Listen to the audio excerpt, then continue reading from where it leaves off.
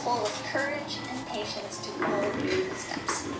If you ever feel confused or doubtful, I'd encourage you to just keep going.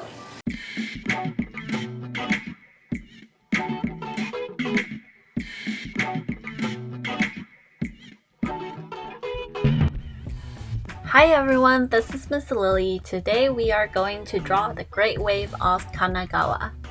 You may not know the name of the art, but certainly you have seen it before. It is one of the most famous and most reproduced art in the world, created by Hokusai. It's part of the series called 36 Views of Mount Fuji, created between 1829 and 1833. The Great Wave spiral in the center contrasts with serenity of the background. The art is said to have referenced Buddhism and Shintoism, that man-made things are ephemeral and nature is powerful and long-lasting. I have designed this colored pencil version for all levels. Don't worry about how you've done in the past drawing or set yourself a high expectation. Instead, let's give ourselves an opportunity to enjoy the present moment by drawing and coloring. Always feel free to add your own elements and adjustments throughout the tutorial. We need paper, pencil, color pencils, and a heart full of curiosity and patience to listen and observe through this video. Step 1. Rough draft. Use a straight edge to draw the frame size of our artwork.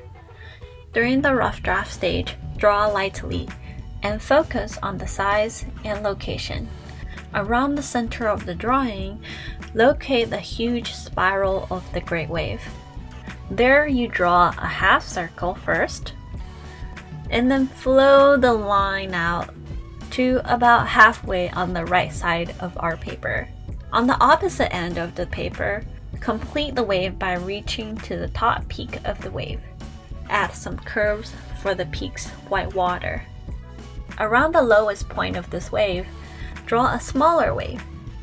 Add a final dip of wave at the bottom of our drawing. What we can see through the hollow spiral part of the wave is Mount Fuji. Although with the same color and shape as the waves, Mount Fuji stays silent and unwavered, gazing over the scene from afar.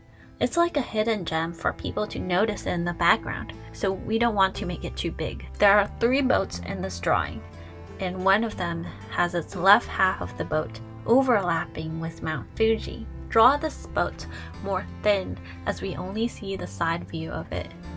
For the boat closest to us, start by drawing a thin, long piece of wood, then the rest of the boat. Finally, we draw the last boat on the left that seems to be getting sucked onto the wall of our Great Wave.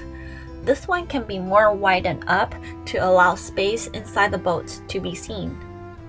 Our rough draft sketch is done! I am not physically there to check your work, so be your own teacher and double check your own work. Step 2. Details.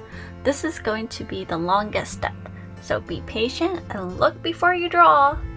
Let's start on the boat that shows the most details. Divide the boat into 2 sections by adding a line inside the boat, followed by another line downward. Add little dashes lining along the outer side of the boat. It seems like it's a large straw net hanging on either side of the wall.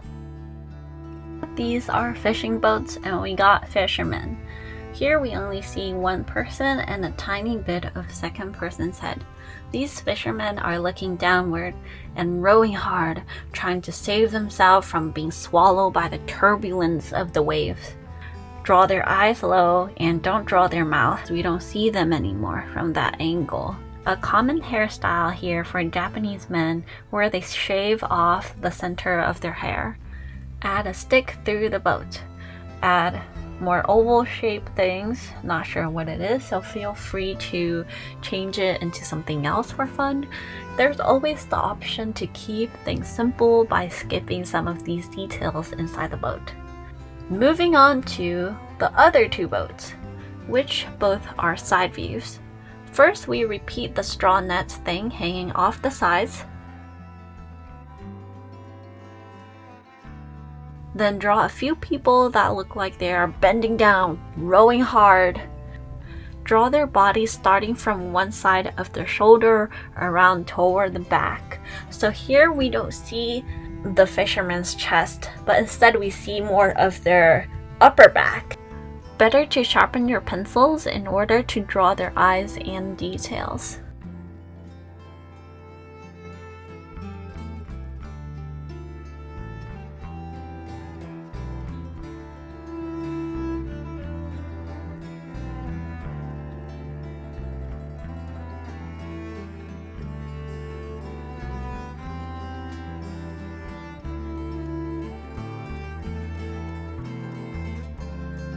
For the lower waves, we draw them using elongated and curly oval shapes. They remind me of the waves from Studio Ghibli's animation Ponyo.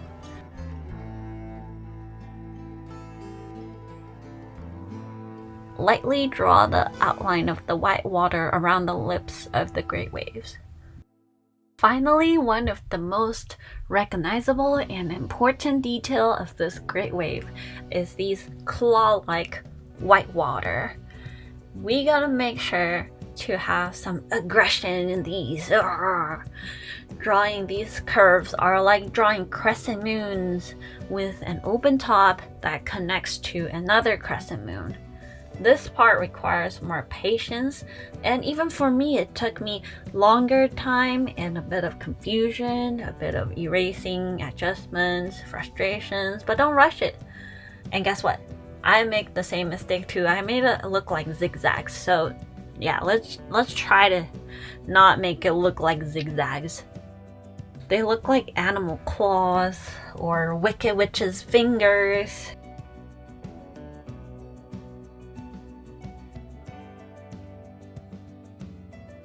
Draw some more of this at the bottom area.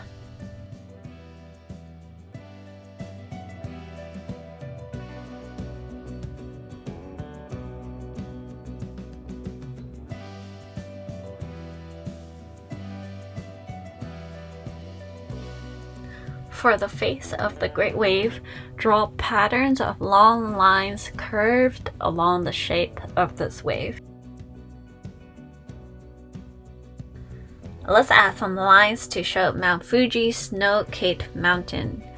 Then lightly draw the shape of this giant cloud in the sky. Doesn't have to be the exact same shape as mine or the original. Okay, bubbles. These are optional. It will take some more time to color around the bubbles later, so if you want, you can feel free to skip drawing these bubbles. Congrats! You are 80% done with this artwork. In fact, doesn't it look great with only line works too? So if you don't want to color, you can leave it as it is or ink it with a pen or Sharpie. Feel free to pause the video, stand up to do a couple stretches, drink water, take a break before we move on to coloring. Step 3. Color the sky. Feel free to use any other color. I use dark yellow and peach to color the sky above our giant cloud.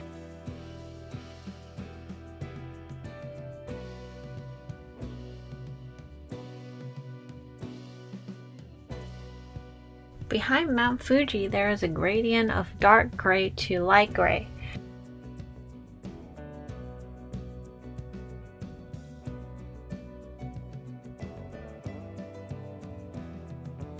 Step 4. Color the ocean. Choose 2 shades of blue, one that is darker like an indigo blue and one that is lighter like a sky blue. Alternate between the 2 shades of blue for the wave's wall. The blue color pigment was first invented in Europe, then the technique was spread to China and then Japan. Hokusai was one of the first Japanese printmakers to boldly embrace the color blue, a decision that made a great influence in the world. Many European artists were inspired by Hokusai's great use of blue pigment. For the other waves, Color only the lower elongated oval shapes with dark blue, leaving some of its top for a light blue.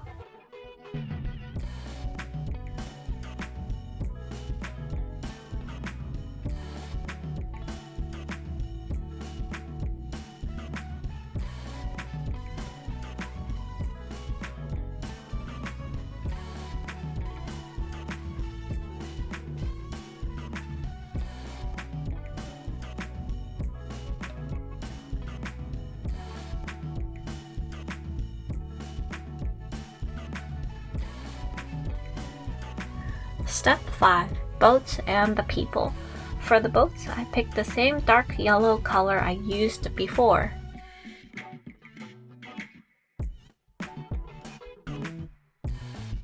Color the fishermen's clothing with blue.